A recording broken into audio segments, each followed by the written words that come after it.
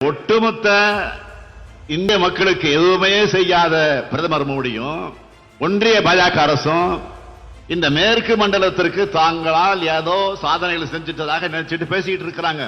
உண்மையிலே தொழில மிகுந்த இந்த மேற்கு மண்டலம் தான் பாஜக இன்னல்களுக்கு அதிகமாக ஆளாயிருக்கு.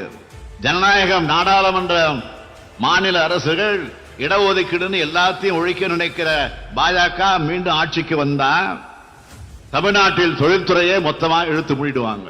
தொழில் வர்த்தக கட்டமைப்பையே சிதைச்சிடுவாங்க. அவருக்கு நெருக்கமான சிலர் மட்டுமே தொழில் வர்த்தகம் செய்ய முடியும் என்ற நிலையை உருவாக்கிடுவாங்க. எளிய மக்களுடைய உழைப்பிட வளர்ந்த சிறு குறு மற்றும் நடுத்தர தொழில் நிறுவனங்கள் எல்லாத்தையும் அழிச்சிடுவாங்க. கடந்த ஆட்சியில் என்ன பண்ணாரு மோடி? திடீர்னு ஒரு இரவுல தொலைக்காட்சியிலே தோன்றி கருப்பு பணத்தை ஒழிக்க 500 ரூபாய் மற்றும் 1000 ரூபாய் நோட்டுகள் தடை பண்றேன் அப்படின்னு அறிவிச்சார். கருப்பு பணம் ஒழிஞ்சிடுச்சா? சிறு குறு மற்றும் நடுத்தர நிறுவனங்கள் தானே ஒழிஞ்சிச்சு. நேற்று கூட ஒரு விழாவில் மாண்பமை உச்ச நீதிமன்றத்தினுடைய நீதியரசர் ஒருவர் பேசியிருக்கிறார். பத்திரிகையில படிச்சான். பண மதிப்பிழப்ப திட்டமிடாம செயல்படுத்தி இருக்காங்க.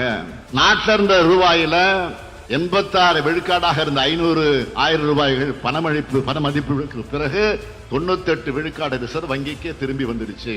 அப்படின்னா கருப்பு பணம் ஒழிஞ்சுதான். கருப்பு பணத்தை வெள்ளையாக்கத்தான் பண மதிப்பிழப்பு பயன்பட்டு இருக்கு சொல்றாங்கன்னு சொல்லியிருக்காரு.